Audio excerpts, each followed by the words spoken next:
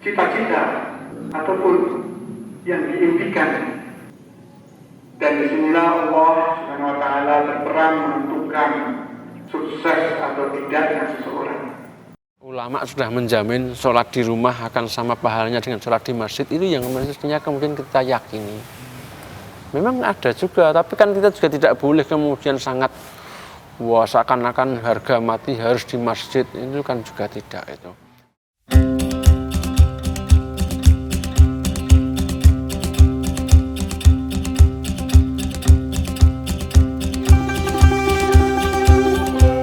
Bagaimana orang-orang itu menjadi sangat kadang-kadang melupa kalau sekarang baru ada pandemik ini. Ketemu di jalan itu ya usul, mbok sekarang dibuka yuk sholat bareng-bareng gitu.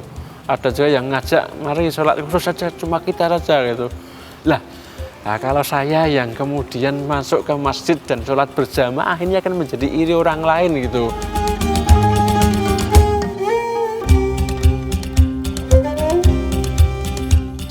Susah juga, sedih juga gitu ya, tidak bisa ke masjid itu. Yang ya kan sehari-hari ke masjid, nanti ketemu dengan teman-teman, ketemu dengan jamaah yang lain. Jadi memang kan kajian di sini kan sangat-sangat frekuensinya sangat tinggi gitu sebenarnya. Tapi kan kemudian itu yang hilang sebenarnya. Jadi yang nggak ketemu, yang kemudian kita biasa habis sholat ngobrol-ngobrol di serambi ini, dan sekarang sudah nggak ada lagi seperti itu.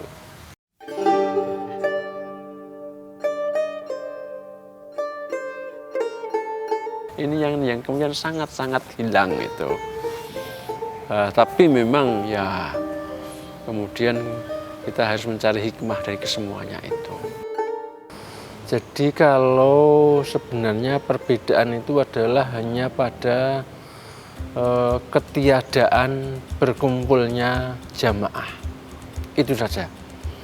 Jadi bisa kita bayangkan bahwa kalau tahun-tahun yang lalu itu kan setiap sore berkumpul sekitar 2000 jamaah itu untuk takjil makan bareng gitu ya.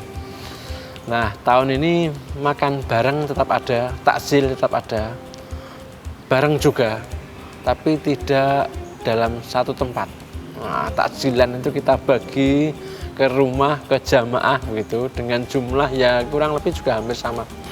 Pengajian masih jalan. Kami lakukan pengajian itu 3 kali sehari, sehabis subuh, jelang buka puasa, dan seusai sholat tarawih malam hari. Nah, cuma pengajiannya itu tidak kumpul di masjid, tapi kita lewat sound yang ada, lewat radio Saka yang kita miliki, lewat Instagram. Nah, pengajiannya seperti itu. Kemudian juga ada tadarus masih di sini, ramai sekali. Serambi ini penuh juga bapak dan ibu berkelompok-kelompok itu. Ya satu hari bisa sampai 200-300 orang bertadarus itu. Nah, belum nanti pengajian yang memang langsung di sini sehabis sholat subuh, menjelang sholat tarawih. Kemudian juga tahap pengajian menjelang buka puasa, yang itu semuanya selalu penuh begitu. Nah ini memang kemudian yang menjadi berbeda. Itu saja sebenarnya perbedaan yang prinsip itu. Cuma tidak pada saling ketemu, itulah masalahnya.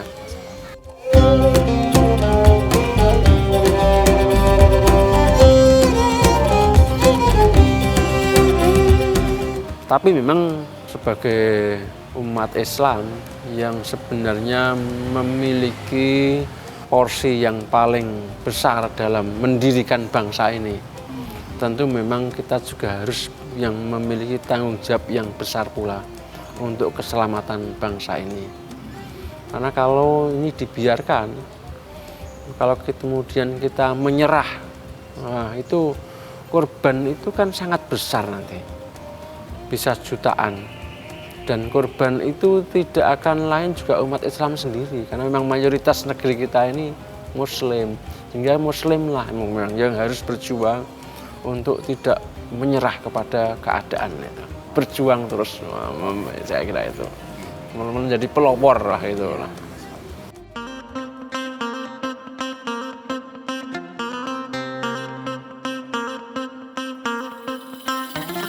Idul Fitri itu kami punya kegiatan yang khas di masjid ini, yaitu sarapan pagi.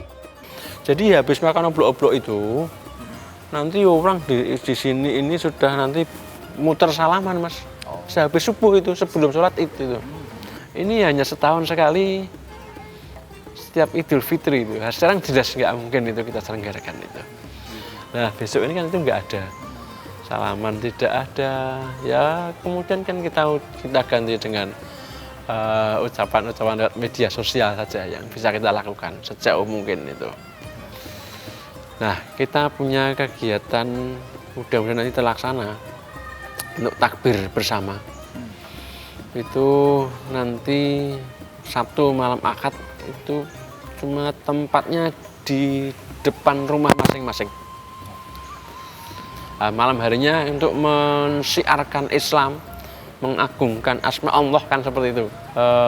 Sunnahnya kan kita bertakbir bareng-bareng gitu, mensiarkan. Nah, nanti kita akan seluruh yang bisa kita jangkau ini akan takbir bareng-bareng, tapi dari rumah masing-masing.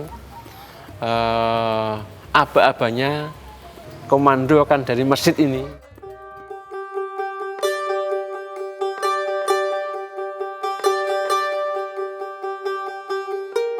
Seluruh pengurus takmir, kemudian juga bahkan bukan cuma pengurus takmir, juga yang bersih-bersih masjid ini, yang azan masjid ini, itu juga merasakan hal yang sama, sepi masjidnya. Iya, ini sesuatu yang memang harus kita sadari bersama. Ini bukan untuk siapa-siapa, tapi ini untuk semua, bagaimana kita menjaga kesehatan. Ini untuk kesehatan bersama. Memang yang kemudian itu yang harus kita lakukan. Insya Allah akan ada saatnya, kalau kita sabar itu ada saatnya berakhir juga. Nah seperti ini harapan kita ke depan, memang ya ini keadaan bisa menjadi normal lagi, keadaan bisa menjadi keadaan darurat itu bisa kita lewati. Nah, kemudian kita menjadi seperti dulu lagi ada pengajian jamaah. Saya kira ini nanti akan menjadi sesuatu yang luar biasa, melebihi Idul Fitri ketika masjid ini pertama kali dibuka besok itu. Karena orang sudah pada rindu mau ke sini gitu.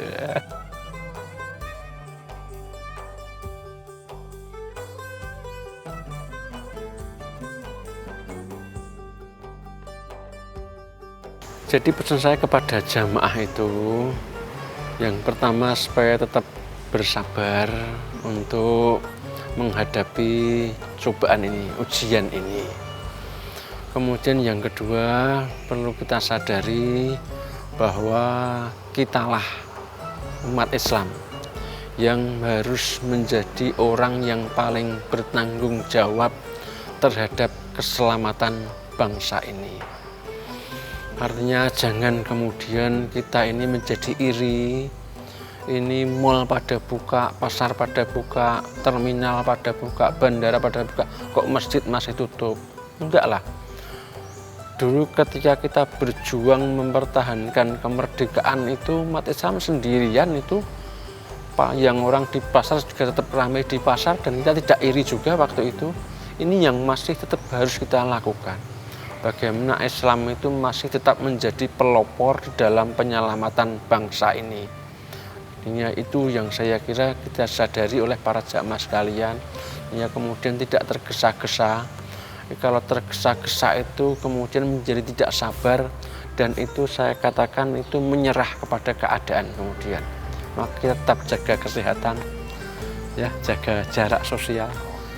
Jarak yang sebenarnya, ya, seperti itu yang saya pesankan.